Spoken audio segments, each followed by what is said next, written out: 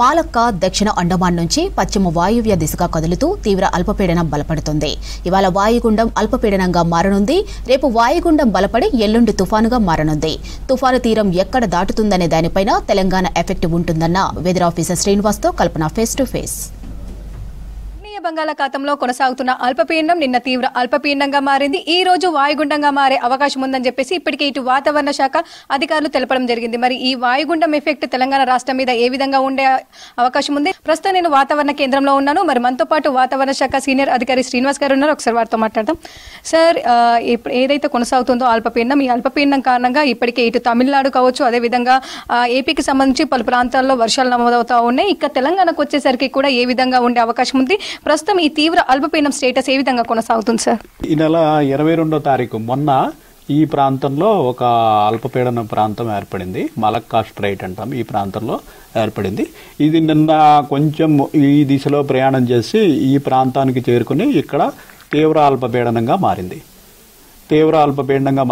ఇది రాగల 24 అవర్స్లో మరికొంత వాయువ్య దిశలో ప్రయాణం చేసి ఇటు ఇంచుమించు ఆగ్నేయ బంగాళాఖాతం ప్రాంతానికి చేరుకుని డిప్రెషన్గా మారే అవకాశం ఉంది.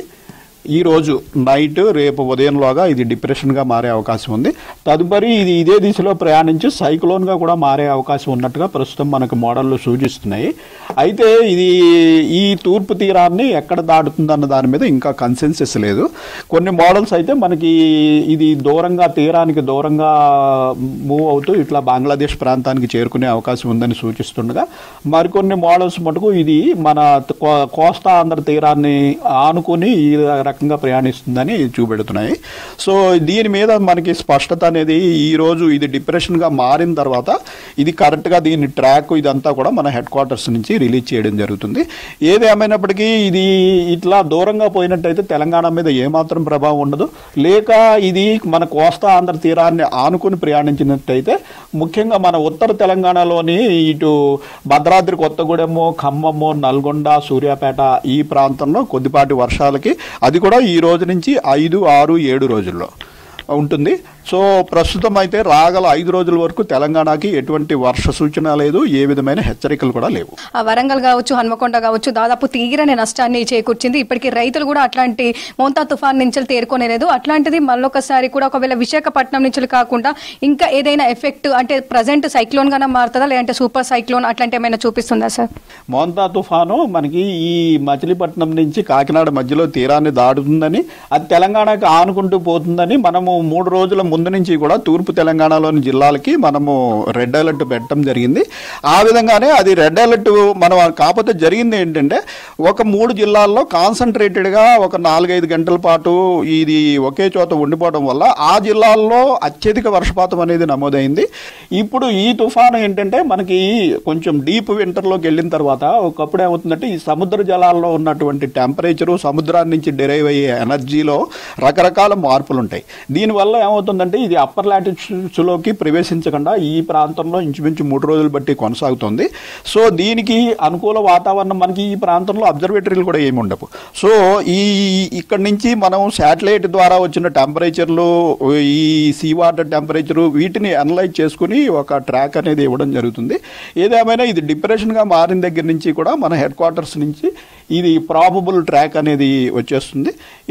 ప్రస్తుతం మనకి ఈ 2 రకాలుగా మనకి ఇద్దరు కోస్ట్కి ఆనుకుని వెళ్ళినా లేదంటే ఇటు డైరెక్ట్గా మనకి చాలా దూరంగా మూవ్ అయిపోయినా కూడా తెలంగాణ మీద ఈ సిస్టమ్కి చాలా తక్కువ ప్రభావం ఉండే అవకాశం అయితే ఉంది. ఓకే సార్, ఇక ప్రస్తుతం చూసుకున్నట్టయితే చలి తీవ్రత కూడా తగ్గిందని చెప్పుకోవచ్చు. చాలా వరకు టెంపరేచర్స్ కూడా ఎక్కువగా కనిపిస్తూ ఉన్నాయి. ప్రస్తుతం గనిష్ట ఉష్ణోగ్రత ఏ విధంగా నమోదవుతా ఉంది? దాంతోపాటు వచ్చే 4-5 రోజుల పాటు చలి తీవ్రత ఏ విధంగా ఉండే అవకాశం ఉంది సార్? మనకి చలి తీవ్రతకి కారణం మనం లాస్ట్ వీక్ అంతా చెప్తూ ఉన్నాము. ఇటు ఉత్తరాది నుంచి చల్లటి గాలులు అనేవి తెలంగాణలోకి ప్రవేశించాము. దాంట్లోకి మనకి క్లౌడ్లెస్ నైట్స్ ఉండడం వల్ల ఇక్కడ కూడా రేడియేటివ్ కూలింగ్ ఉంటుంది. వీటి వల్ల మనకి టెంపరేచర్లు అనేవి బాగా తగ్గిపోయి కోల్డ్ వేవ్, నార్త్ తెలంగాణలో అయితే సివియర్ కోల్డ్ వేవ్ కూడా చూసాం. అయితే ఈ సిస్టమ్ ప్రారంభం అయిన దగ్గర నుంచి మనకి ఏమవుతుందంటే విండ్ ప్యాటర్న్ అనేది మారిపోయి ఈ ఉత్తరాది గాలులు అనేవి మనకి కట్ ఆఫ్ అయిపోయి ఉత్తర భారతదేశం నుంచి వస్తున్న గాలులు ఇంచుమించు ఈ మధ్యప్రదేశ్ ప్రాంతంలో ఇక్కడ వరకు వచ్చి కట్ ఆఫ్ అయిపోయినాయి. ప్రస్తుతం ఈ ప్రాంతం అంతా మనకి తూర్పు గాలులు వస్తున్నాయి. తూర్పు గాలులు వచ్చినప్పుడు తూర్పు గాలుల్లో ఏంటంటే మాయిశ్చర్ ఎక్కువ ఉంటుంది. ఈ మాయిశ్చర్ ఎక్కువ ఉన్నందువల్ల మనకి టెంపరేచర్లు అనేవి పడవు, క్లౌడీనెస్ ఉంటుంది, నైట్ క్లౌడీనెస్ ఉంటుంది. సో ఈ పరిస్థితి వల్ల మనకి ఏమైందంటే మనం -5 -6లో ఉన్న వాళ్ళము ఇప్పుడు +1 నార్మల్ నుంచి +1 +2 అంటే సుమారు 5 నుంచి 7 డిగ్రీల వరకు వివిధ ప్రాంతాల్లో కనిష్ట ఉష్ణోగ్రతలు పెరిగిపోవడం జరిగింది. ఇదే పరిస్థితి మరొక 3-4 రోజులు కూడా కంటిన్యూ అవకాశం ఉంటుంది. అంటే ఇంచుమించు ఈ నెల 31వ తారీఖు 2వ తారీఖు నుంచి మళ్ళీ ఉత్తర గాలులు ప్రవేశించి మళ్ళీ టెంపరేచర్లు అనేవి గ్రాడ్యువల్గా తగ్గే అవకాశం ఉంటుంది. ఇటు ఆదిలాబాద్ కావచ్చు, ఉత్తర తెలంగాణ జిల్లాలో మొన్నటి వరకు మనము సింగిల్ డిజిట్స్లో కూడా కనిష్ట ఉష్ణోగ్రతలు నమోదయ్యాయి. ప్రస్తుతం ఏ విధంగా కనిష్ట ఉష్ణోగ్రతలు నమోదవుతున్నాయి, గరిష్ట ఉష్ణోగ్రతలు వచ్చేసరికి కూడా ఏ విధంగా నమోదవుతున్నాయి సార్? మనకి ప్రస్తుతం లోయెస్ట్ టెంపరేచర్ ఈ రోజు వచ్చి మెదక్ ప్రాంతంలో 14 డిగ్రీలు 14.2 రికార్డ్ అయింది.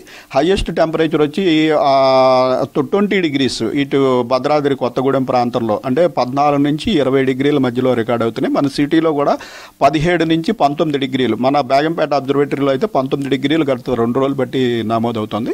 అలాగే మనకి అత్యధిక టెంపరేచర్లు మ్యాక్సిమం టెంపరేచర్లు కూడా 29 నుంచి 33 డిగ్రీల వరకు మ్యాక్సిమం టెంపరేచర్లు కూడా ఉన్నాయి. ఈ టెంపరేచర్లు ఇదే రేంజ్లో ఇంచుమించు 2-3 రోజులు కొనసాగే అవకాశం ఉంది.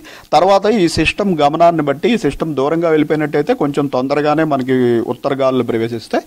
లేదు సిస్టమ్ మనకి ఆనుకుంటూ పోయి కొంచెం డిలే అయినట్టయితే మరొక నెలాఖరు వరకు కూడా మనకి ఈ టెంపరేచర్లు కొనసాగి ఫస్ట్ వీక్ నుంచి మళ్ళీ గ్రాడ్యువల్ ఫాల్ అనేది ఉండడానికి అవకాశం. ఇక ఓవరాల్ గా చూసుకున్నట్టయితే రాష్ట్ర వ్యాప్తంగా రాబోయే 5 రోజుల పాటు కూడా పొడి వాతావరణం ఉండే అవకాశం ఉంది. అదే విధంగా టెంపరేచర్స్ కూడా కాస్త పెరిగే అవకాశం ఉన్నట్టు తెలుస్తా ఉంది. ఇవి వెదర్కి సంబంధించిన అప్డేట్స్. కెమెరా పర్సన్ అనిల్తో కల్పన, V6 న్యూస్, హైదరాబాద్.